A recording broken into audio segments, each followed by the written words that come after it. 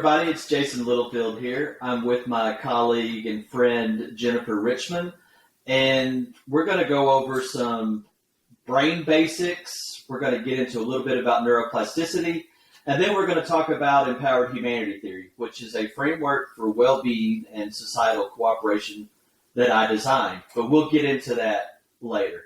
Jen, you ready to discuss some basic brain parts? Hit me, Jason. I'm ready. Okay. Well, we all basically know that the human brain is the organ that's responsible for keeping us alive, and it is also the organ for human empowerment. And that's what we're going to get into now. Exactly like, okay, what do you mean the organ for human empowerment? So the first step in empowerment is awareness and just gaining a general overall awareness, and that's what we're going to do with our brain. And we're going to use this trusty hand model that Dr. Dan Siegel came up with. I'll give him credit for it. I love the hand model there, Jason. Nice. So we can think of this hand as our brain, and right here is the brain stem, okay, which is essentially where the shoulder and head and the neck and all that meet. This is the oldest part of the brain, the first that was developed, and this is the part that keeps us alive. This is where we do our breathing, our heartbeat, blood circulating, digesting our food, all of those things that we don't have to think about. All of the non-voluntary stuff, right? All of the non-voluntary right. stuff. Yeah. Right. Can you imagine having to remind yourself to breathe, to digest your food, to do all of those things on top of paying your bills and doing everything right. else? So luckily this is automatic and already taken care of. And then as we move, we'll look into the inside of our brain right here, the core. This area is our limbic This area is our limbic system, which is associated with primarily emotions and memory. And we're just going to talk about two main parts of our limbic system, and that is the amygdala and the hippocampus. But first, the amygdala. So the amygdala, this is where our fight, flight, or freeze area is registered. It's the small almond-sized shaped piece, and whenever we get scared, whenever we get like fearful, and our body needs to react and respond with that either fight, flight, or freeze sensor. This is our great ancestors whenever they got frightened by that saber-toothed tiger and they ran far away because they were able to do that. We are all here today. Now, we'll get into how that can be a little bit disruptive here in a second. But next, let me interrupt you for just a quick second. Okay. That amygdala, and I've heard you say this, I call it like my beastie because it's like what I would call my primitive part of my brain, which you've already mentioned. It's our fight, flight, freeze. There's a new word, fawn, which I really like. Think that's very interesting too. Fawn is like fight, flight, freeze, or fawn, where you just kind of like, you just let, you soften yourself or you little yourself for the other. Anyways, that's a little bit of an aside. But this amygdala, this beastie as I call it, this fight, flight, freeze, perhaps fawn, it's like there is two almonds. You said it was almond shaped, like size. It's on both sides of our brain, right? So we've got like kind of two of them operating and making these decisions sometimes without our awareness. Did I get you right? Yes. Okay. All right. And I'll touch on that here in a second again as well. Okay. But let's look at the hippocampus, which is right next to the amygdala, and this is where learning. I hate to say learning is housed, but this is essentially where learning, like deep learning, takes place.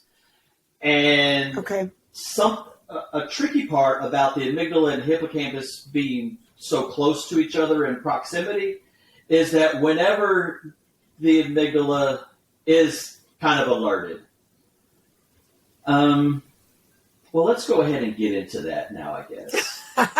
Did I take you off course? No, you took me in a good direction. So, okay. And I can still get back into the hippocampus, but going back to that, our brain, the primary function is survival, is keeping us alive, and part of that keeping us alive is triggering that amygdala, alerting us when we need to run away, be still, or do those things for survival reasons. Quite in the modern world, where we don't have saber-toothed tigers chasing us, and we don't have, most of us don't have a neighboring tribe coming in and conquering our personal stuff. That's not something that we really have to do and worry about these days. We still have those functions of our brains, which in the modern world, we can respond and even think in ways that are disempowering and undignified. And what I mean by that, go ahead. Well, I'm sorry. I was just, you just brought something to mind that, and I think this is where you're going, so excuse me for the interruption. But I think that amygdala, what I called earlier, my my little beastie, this primitive brain, you already said, it's the saber-toothed tiger, right? This is the thing that says run really fast in the other direction, right? And I feel like it didn't evolve. And so when we see a tweet or an email or a text or something that makes us feel uncomfortable, it reacts in the same way as if a saber-toothed tiger. It's like run, so or freeze or fawn or whatever it is. And so I feel like that's kind of part of the problem that we're seeing today is we still have this part of our brain. It's still incredibly important. It keeps us alive in so many ways. This is the part of our brain that if we stepped into a street and a car was coming at us, it would react before we even recognize that we might be hit, right? So this part of our brain is our savior in many ways. It's also, though, sometimes works to our worst detriment in the sense that it's everything is a threat. Yes. Did I hear that right? Yes, you did. And that's what I meant by it. We can think and behave in ways that are disempowering and undignified, for sure. Right. That's what I was thinking. So what we're in a little bit, we're gonna get into, okay, so how do we not do that? And in future videos, that's all what we're gonna be, because you'll see here in a second. Let's get back to some of our other brain parts. Then we have the outside right here. This is our cortex, and that helps us. That's basically it maps out things of meaning, helps us really kind of make sense of our overall world. And it's kind of the newest part of our brain. So it hadn't been around as long as this primitive reptilian part of our brain. And then right here where our fingernails are, which is essentially right here, this is our prefrontal cortex. And the prefrontal cortex, I'll keep my handy model up here. Our prefrontal cortex. Your handy-hand model. This is where reasoning, problem solving, impulse control, creativity, and perseverance. Those elements of our humanity, they take place in this prefrontal cortex area.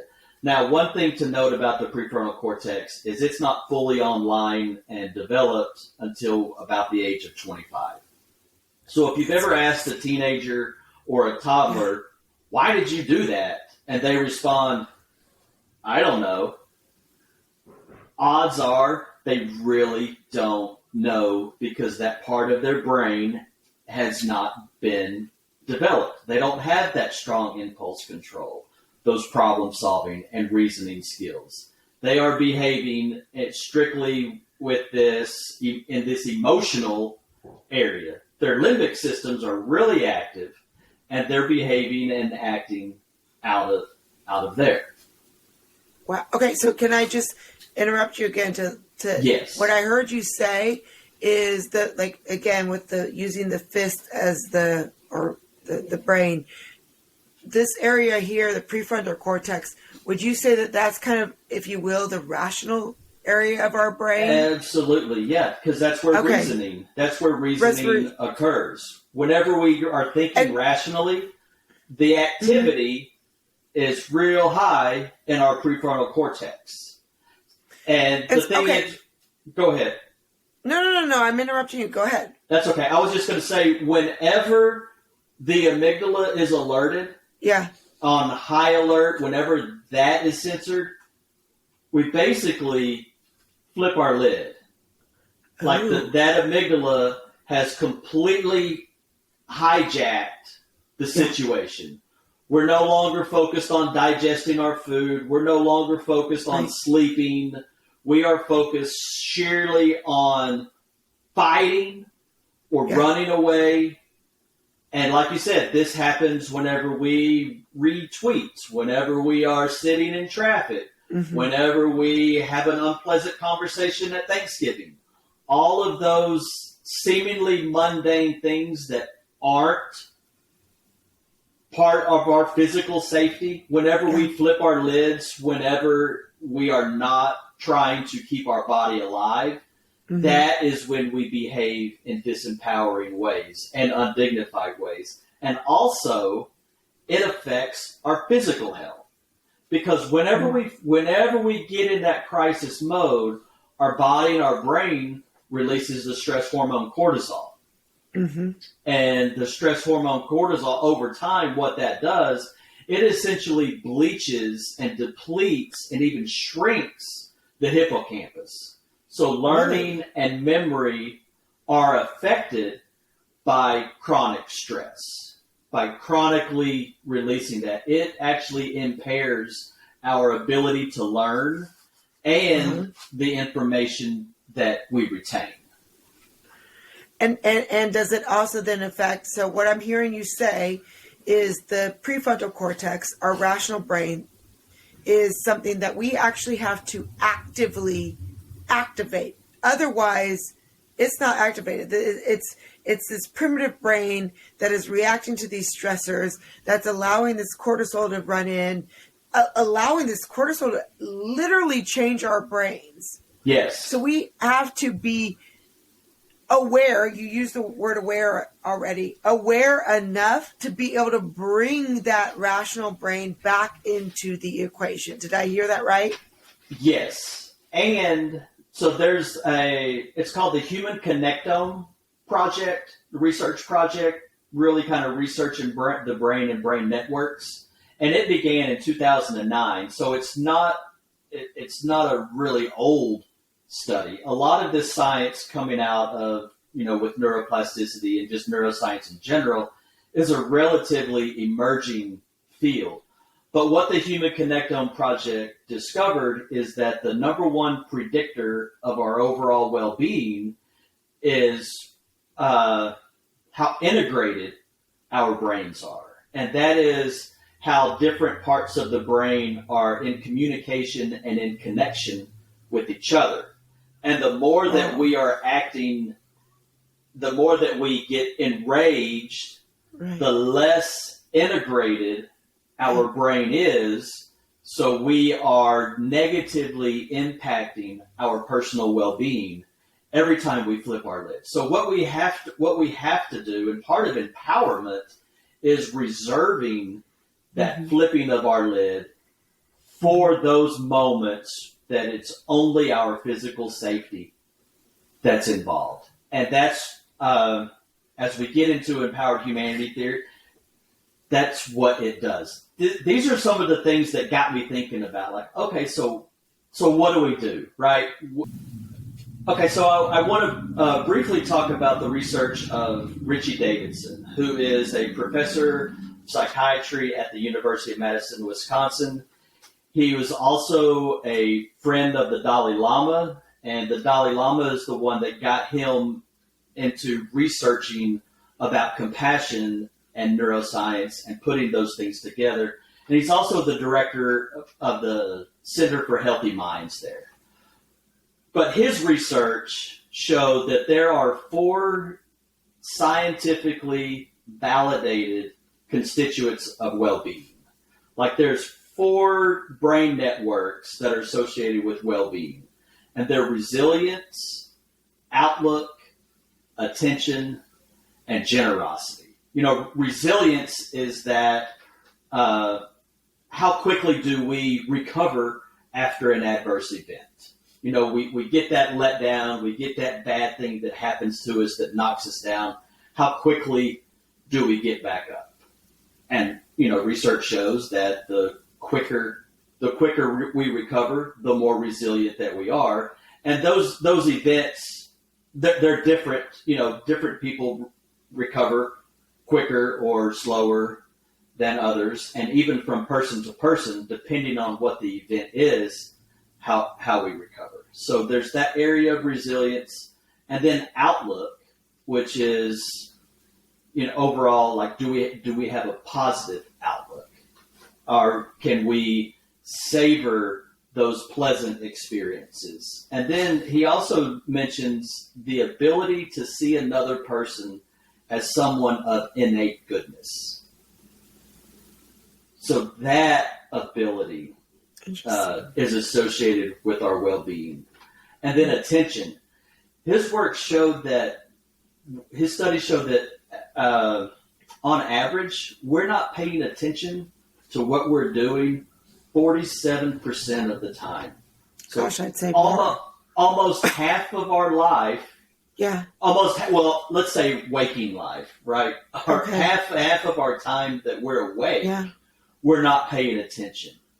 And really what his research also showed is that an unfocused mind is an unhappy mind. So whenever we're not focused and paying attention to what we're doing, we're increasing our likelihood for unhappiness. So just fascinating. So just simply being focused on a task can increase those levels of happiness. And I'm not, excuse me, I don't want to say happiness. Because the study is about psychological well-being. So it increases our overall psychological mental health. And then the 4th constituent of well-being is generosity.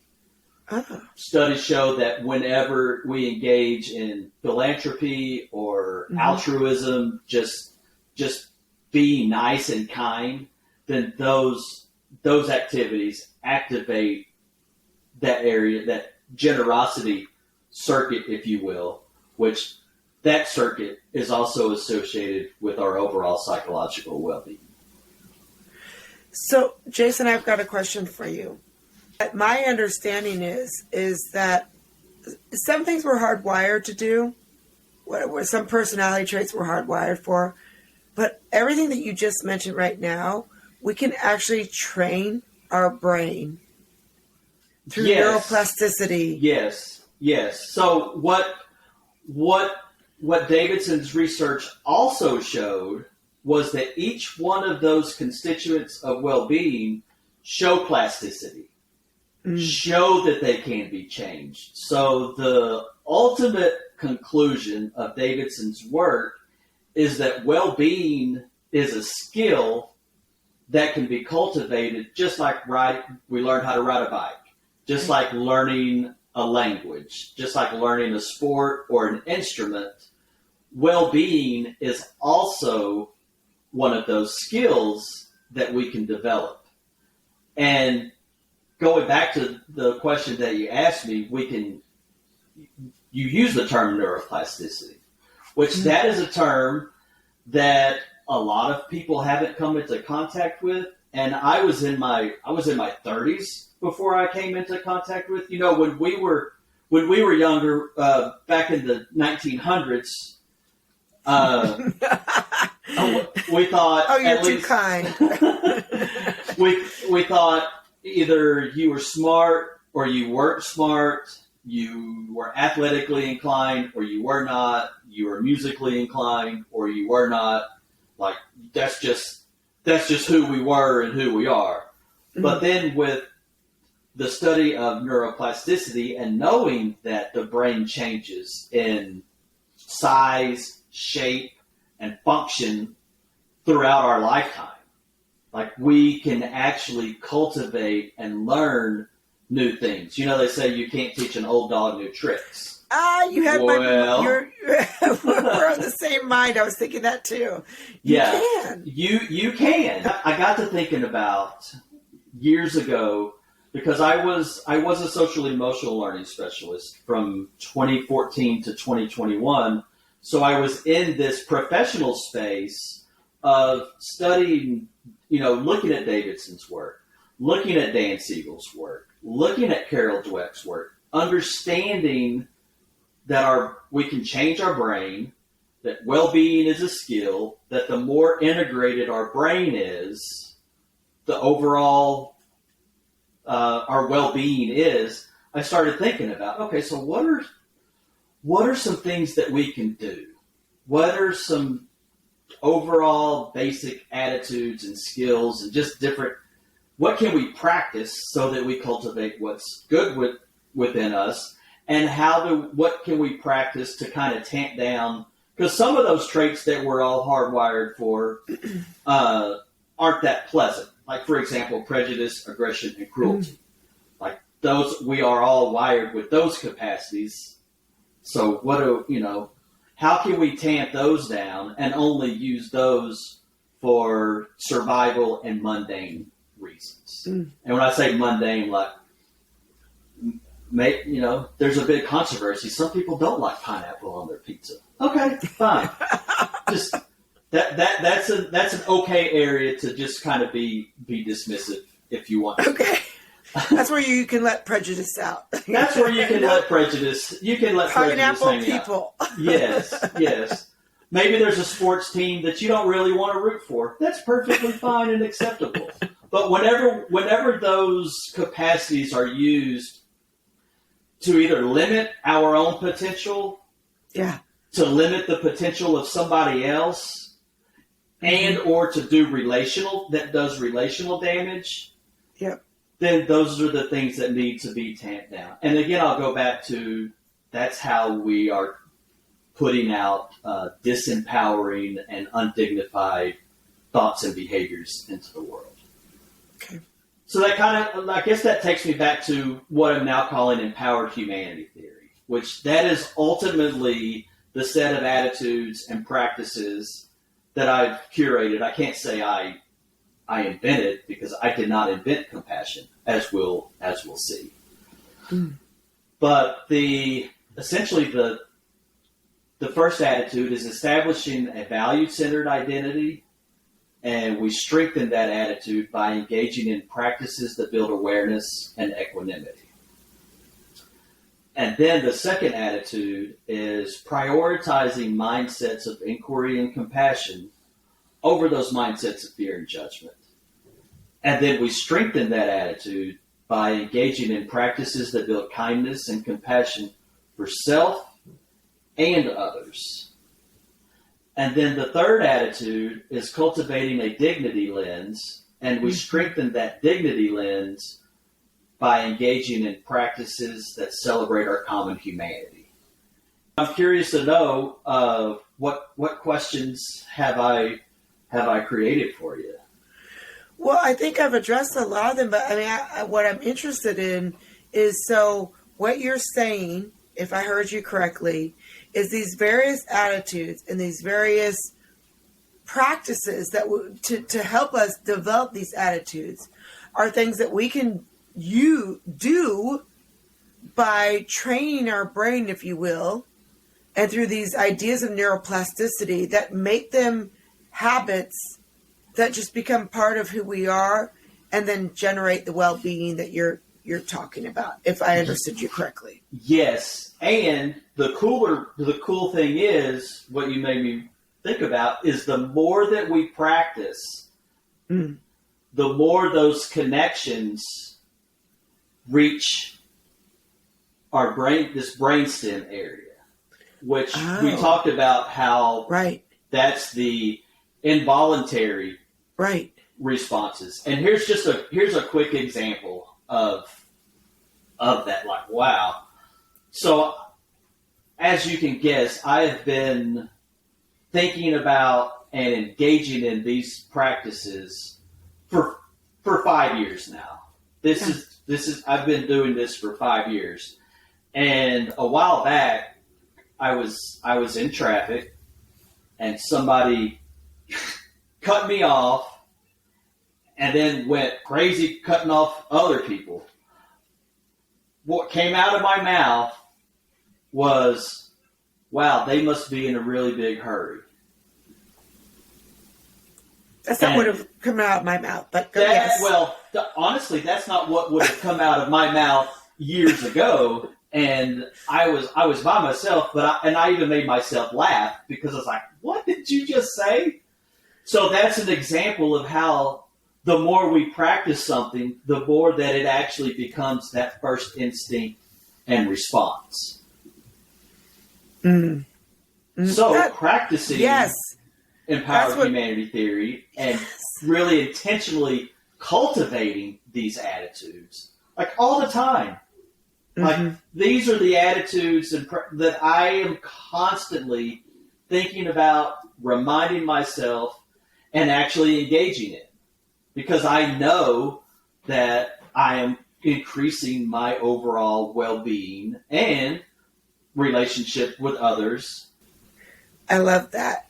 So what we're going to do then in this course is, like, through these various practices and attitudes that you've just outlined, is show how we can use them every single day to change how our brains work. Like you just mentioned, how you just changed how you responded to an incident, so that we can then bring those ideas not only within ourselves, but then into how we interact with people, and then how we coordinate with people for community building and general empowerment.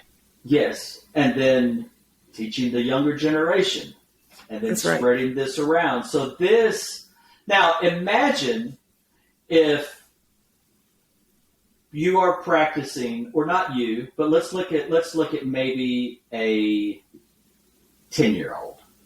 Let's look at maybe a 10-year-old, and they are practicing compassion, awareness, equanimity, seeing another person as they see themselves, over and over and over. Think about the brain, the pathways that child is developing. And not now take that child, it's multiple children. It's all children. And it's all adults. Think about how that world will be different from the one that we have now. Right. So that's our goal. That's how we have a strategy for building an empowered and dignified world through intention and through practice. Yeah. And that's what we're going to do here together.